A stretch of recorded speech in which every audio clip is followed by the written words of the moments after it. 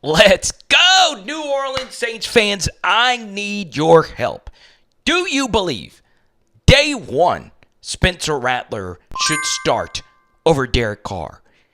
Or is he even the QB2? Comment below because, man, I got a shocking stat from Pro Football Focus from this game that's going to blow your mind, okay? But like we always do, we're going to break it down from so many different angles, starting off here. And by the way, we've done a Spencer Rattler preseason film study on every single preseason game. They will all be linked down below. So you get a play action fake.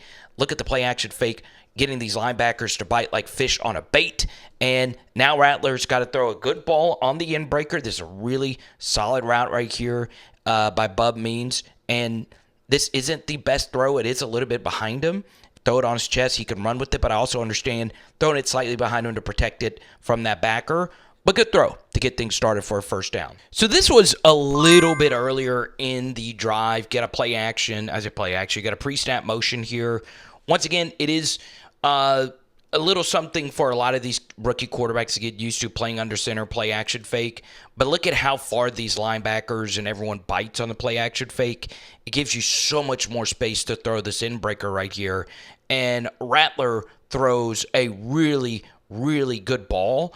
Obviously, in theory, you would like this to hit him in the chest so he can keep running, but you also want to avoid that backer right there as well, and you pick up a first down. So I understand it's a lot of woulda, coulda, shoulda, but the first thing is I love the Saints using more pre-snap motion, and also the Saints were one of the lowest play action rate teams last year. I know this wasn't play action, but I love that I'm seeing this from the Saints in this preseason. So pump fake from Rattler here. He's got a really good pocket to throw into. And if this is Juwan Johnson, he's catching this football. I know it's behind the tight end right here, but you still got to catch it. All right, so we get to the very next play, and I'll be real with you on this 3rd and 10. I put this on Rattler, okay? I understand you want to get all the yards on this 3rd and 10. But you also have to understand that if you gain some yards, it makes it a more manageable field goal or go-for-it situation, okay? So, obviously, you don't want to take a sack and just completely knock yourself out of potential bomb field goal range. But at the same time, let's actually bring it back here. They do bring pressure, okay? In the extended red zone, teams love to bring pressure. I've explained why a gazillion times. But they do...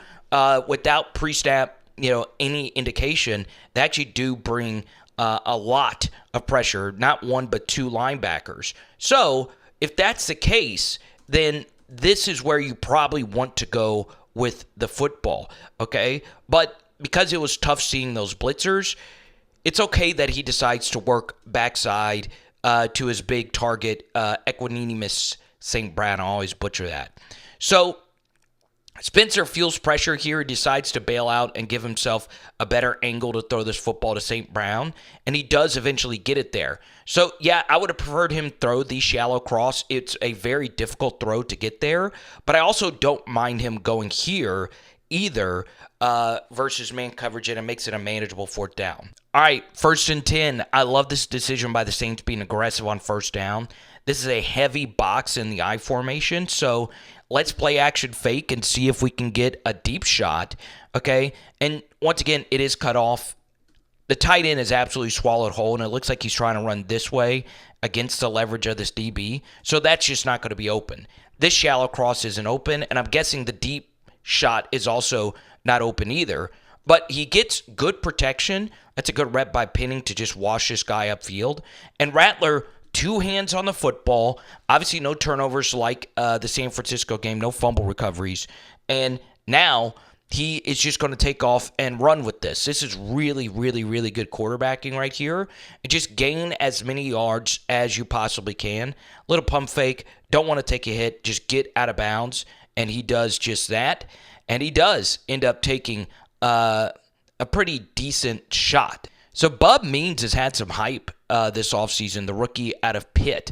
Okay, so it's press man on both of these receivers with deep safety help over the top. And Means actually starts this route off really well. But before we get back to there, you see that this pocket is still good, Rattler is playing quickly, so it doesn't really matter. Let's take a look at this route from Bub Means. This is actually really, really good stuff. Press man right in his face. Little whoop. So he has him beat on the end breaker. Rattler throws a really good ball, and, well, it hits him right in the chest, and he drops it. And he still takes a tough shot on his knees. Ugh. This is where you fake getting hurt because, people will excuse a drop a little bit more. Spencer Rattler says, look, I don't care there was a drop because when the pimps are in the crib, ma, you drop it like it's hot to Equanimous St. Brown for a touchdown, baby. First off, let's show some love to the protection, okay? This isn't the absolute cleanest rep by pinning, but he did play a lot better. You'll see the PFF stats here in just a second. Gets this guy to the ground. It was a little leany of a rep, and that could get you in trouble, but protection is really good. Let's also show some love to St. Brown on this route, okay? He's got to get over the top of it, and he's at a leverage disadvantage as well, and he just chops that arm down and does a really good job of getting this DB off balance. Rattler throws with a lot of anticipation, though, trusting Brown to get into this spot because, once again, if we bring it all the way back, there is a safety right here, okay? So this ball has to be thrown early because NFL safeties can get over the top. But look at this ball location from Spencer Rattler. We've been talking about this on the channel. On a go ball, you want to throw this ball at an angle. You want the receiver to actually be going at a 45 instead of just a straight vertical because that gives you a little bit more room against that safety coming over the top. That is a certified dime piece of a throw right there. Tutty, baby. Kind of an interesting rep here. You don't see that there is a safety way deep on this hash. I mean, that is, 20 yards of depth right there. And you get a motion right here, and you have a little bit of a smash concept to the bottom right here. And then with that safety being this far deep, let's see, could Rattler have fit this ball in right here? No. With that safety, going that far back, that's smart to not throw it. So if that's the case, if you're reading smash and that corner bails out, you could just take this, okay? But he decides to work all the way backside with the running back on the angle route. Well, the DB is so far inside of him. Pause. That's just such a bad pause. What was you trying to say? But, you don't want to throw that either. He does eventually get back right here, and he does eventually throw it right there, and you get a somewhat decent gain on first down. Okay, 1st and 10. You still got plenty of time. You still have 2 timeouts left, and Rattler has done a really, really, really good job of understanding this in the 2-minute drill.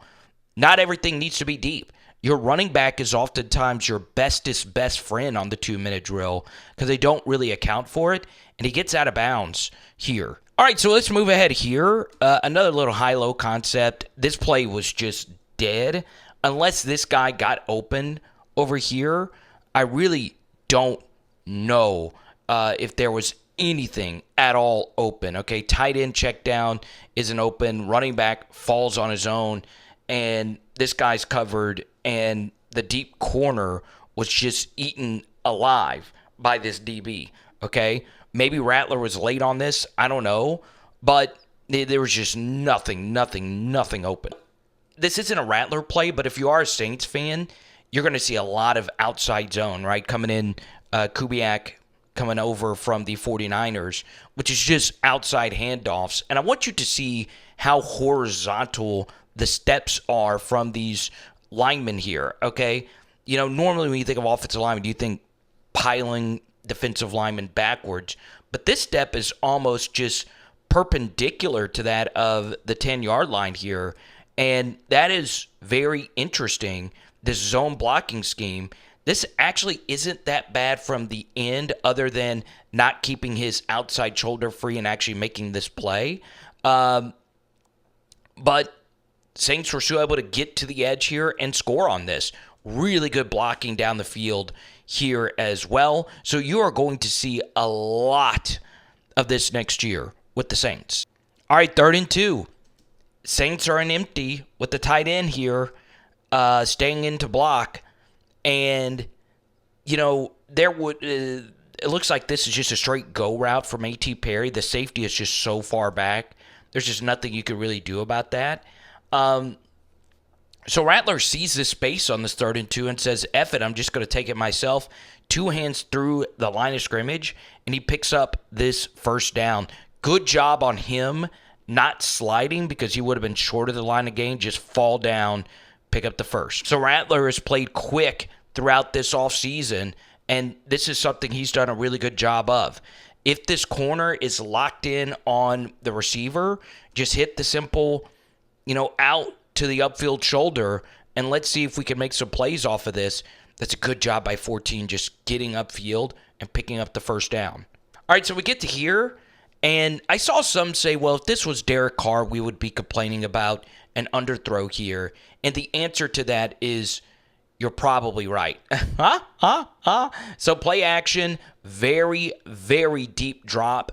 Rattler starts off looking left and does decide to throw right. And yes, this is indeed an underthrow, right? There was a guy that eventually did get in his face, but you would like to see Rattler lead A.T. Perry here because he eventually, after that jam, burned 14 really badly. And if it's just a slightly better throw, it's a walk-in touchdown. All right, you'll see the jam here. This is a good job by A.T. Perry, just throwing him off of him because you're just a superior athlete, and just hit the gas, okay? That's just actually a really good job by Perry. It's a lot of nuance. Looking towards the sideline potentially as if this is an out, all right? And that keeps his DB guessing, and it's not an out, okay? He then gets vertical, and the DB looks back at the QB thinking that it's still an out, and it's not, okay? He was like, whoa, where'd he go? Where'd you go, Perry? And there you go. It's a good hustle by 40, not giving up on it, but that was a even nastier route by A.T. Perry. Is he going to be the clear number 3? So the Saints do eventually score. Now, we get back to the question that we have all asked from the get-go. Who is going to be the QB2? Well, I think an even more interesting question is who is going to be the QB1, right? I saw Ross Jackson, talk about this. Who's the QB2? I do think Derek Carr should still start. As I've said, and this is pre-Rattler joining my favorite team. When we did an all-22 breakdown versus Georgia, I liked Rattler. I thought he was a 3rd or 4th round pick QB. But the fact that you got him in the 5th and there was such a large gap in between quarterbacks being selected is an absolute steal. So this is a very, very good situation for the Saints with Rattler when it comes to draft capital, but a weird situation overall. It's pretty clear that Jake Haener is not terrible. He's also not a starter. We don't know if Rattler is a starter. We also know that Derek Carr isn't really that great, but I think at this point you can also say Derek Carr in week 1 gives your team the best shot to win. So I'm still for Derek Carr starting, even though I have been unfreaking believably critical of him. So I do think Rattler deserves the QB2. I do. But it's closer than a lot of people do think. So comment below, do you believe Rattler should be the starter day 1? It is. Power. Our NFL. Boom. And tonight, we're doing steaks. Let's go.